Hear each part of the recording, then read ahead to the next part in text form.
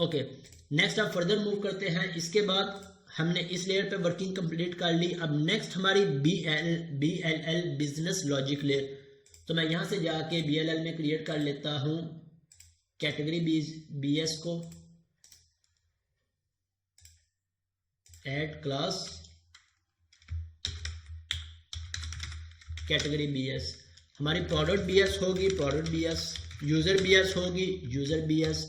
इसी तरह डिपार्टमेंट की लॉजिक होगी तो डिपार्टमेंट BS। डेटाबेस के लिए DAL के लिए DB के पोस्टफिक्स को हम यूज करेंगे और BLL के लिए BS पोस्टफिक्स को यूज करेंगे। अब मैं कैटेगरी में आ जाता हूं। अब कैटेगरी में आने के बाद अगेन मुझे किन कॉन्सेप्ट्स को इंप्लीमेंट करना है। अब यहां से हमने समझ लेना है कि इस लेयर में क्या लॉजिक इंप्लीमेंट होगी या किस कॉन्सेप्ट्स को इंप्लीमेंट करना है।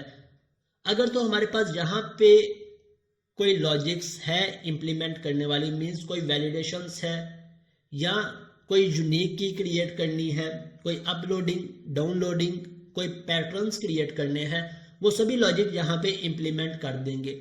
अगर ऐसी कोई भी लॉजिक नहीं है तो इस लेयर का पर्पस क्या होगा, UI से जो भी ऑब्जेक्ट आएगा, मींस मेरे पास क्रिएट कैटेगरी का फॉर्म होगा, जैसे ही मैं क्रिएट पे क्लिक करूंगा मेरा सारे का सारा मॉडल कहां पे पास हो जाएगा, इस लेयर में। अब BLL उस मॉडल पे कोई लॉजिक इंप्लीमेंट करने वाली है, कोई भी फंक्शनैलिटी है इंप्लीमेंट करेगी, करने के बाद उस ऑब्जेक्ट को पास किसे कर देगी, DAL में, और DAL उस पर डेटाबेस की लॉजिक्स को परफॉर्म कर देगी। सो इस लेयर की क्या फंक्शनैलिटी होगी कि अगर इसमें कोई पर्टिकुलर लॉजिक्स है इंप्लीमेंट करने वाली तो हम वो इंप्लीमेंट कर लेंगे, अदरवाइज UI से जो ऑब्जेक्ट आएगा, जो वैल्यूज आएंगी, उन्हें एज इट इज पास कर देगी DAL को, डाटा एक्सेस लेयर को। सो अभी हम इसे स्टार्ट कर रहे हैं इंप्लीमेंट करना। सो हम इस पे सिर्फ इस लॉजिक को इंप्लीमेंट करते हैं कि यहाँ से जो ऑब्जेक्ट आया वो सारा ऑब्जेक्ट हमने पास करवा देना है DAL को। तो इस लेयर में मुझे किस लेयर का ऑब्जेक्ट क्रिएट करना है, DAL का। क्यों? क्योंकि ये लेयर मेरा डाटा, मेरे ऑब्जेक्ट्स को, वैल्यूज को पास किसे करवाएगी, डाटा एक्सेस लेयर को। फिर डाटा एक्सेस लेयर से जो रिस्पॉन्स आएगा ट्रू फॉल्स की सूरत में, वो रिस्पॉन्स BLL में आएगा और BLL फर्दर किसे पास कर देगी, UI को। सो अब यहाँ पे आके भी हम सबसे पहले इन सभी लॉजिक्स को इंप्लीमेंट कर लेते हैं। अब इस लेयर में मैं किसका ऑब्जेक्ट क्रिएट करूंगा, DAL का, डाटा एक्सेस लेयर का। प्राइवेट कैटेगरी DB,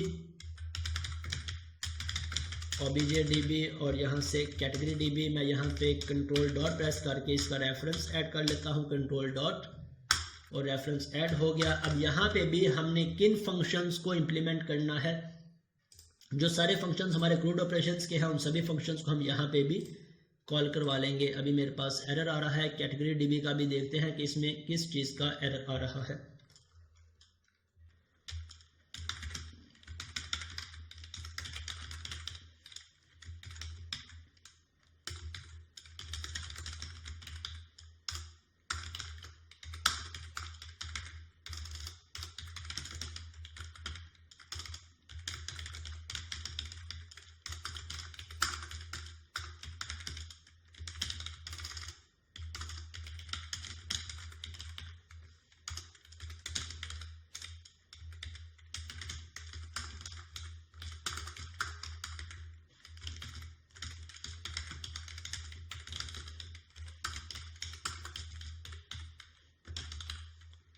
यहाँ से कैटेगरीज और OBJ और इसके बाद नेक्स्ट हमने इसमें डिलीट की लॉजिक इंप्लीमेंट करनी है। सो मैं यहाँ से डिलीट को इंप्लीमेंट कर देता हूँ। अब यहाँ पे मैं इस लेयर में से डाटा गेट करूंगा और रिटर्न किसे करवा दूंगा, BLL में मैं डाटा गेट कहाँ से करूंगा, इस लेयर से, DL से, और रिटर्न किसे करवा दूंगा, इस लेयर को। मीन्स UI में जब मैं इस फंक्शन को कॉल करूंगा तो मेरा डाटा रिटर्न हो जाएगा। मैं यहाँ से रिटर्न करवा देता हूँ OBJ DB dot get all. Get all मुझे क्या करेगा, मुझे कैटेगरीज की लिस्ट रिटर्न करवा देगा। और यहाँ पे भी मैं इस फंक्शन को कॉल करूँगा, वहाँ पे मेरे पास कैटेगरीज की लिस्ट आ जाएगी।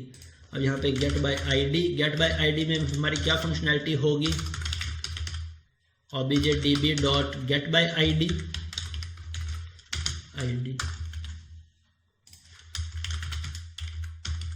objdb.insert अपडेट और फिर यहाँ से डिलीट। अब यहाँ से जो डाटा मेरे पास आ रहा है, जो ऑब्जेक्ट आ रहा है, अगर मुझे उस ऑब्जेक्ट को कन्वर्ट करना है या उस ऑब्जेक्ट पे कोई भी लॉजिक इंप्लीमेंट करनी है तो मैं यहाँ पे वो लॉजिक राइट डाउन कर दूंगा या इंप्लीमेंट कर दूंगा। अभी क्योंकि हम उन लॉजिक्स को डिस्कस नहीं कर रहे तो हम सिर्फ यहाँ से डाटा गेट करेंगे और इस लेयर से उसे रिटर्न करवा देंगे। तो ये सभी फंक्शनैलिटीज हमारी किसकी परफॉर्म हो गई, BS लेयर की।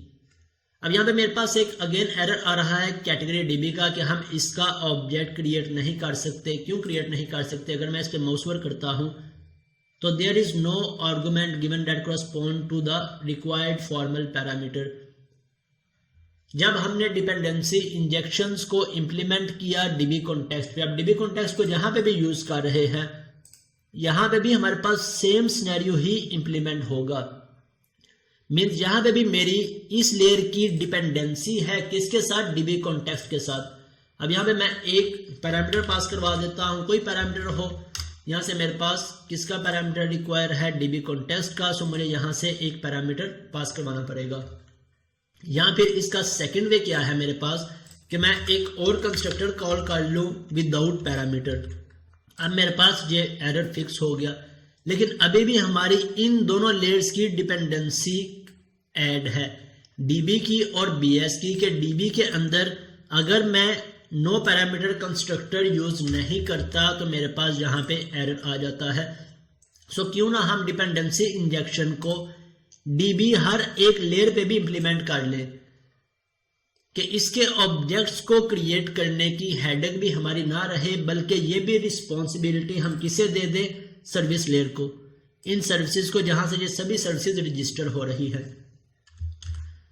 कि हमें इस कैटेगरी डीबी का ऑब्जेक्ट बेखुद से क्रिएट ना करना पड़े, बल्कि हमारी ये सर्विस लेयर या सर्विस कलेक्शन हमें ऑब्जेक्ट क्रिएट करके दे दे, चाहे सिंगल पैरामीटर हो, मल्टीपल पैरामीटर्स हो, हमारे पास हमारा ऑब्जेक्ट आ जाए और हम उसे जहां भी यूज करना चाहें यूज कर लें।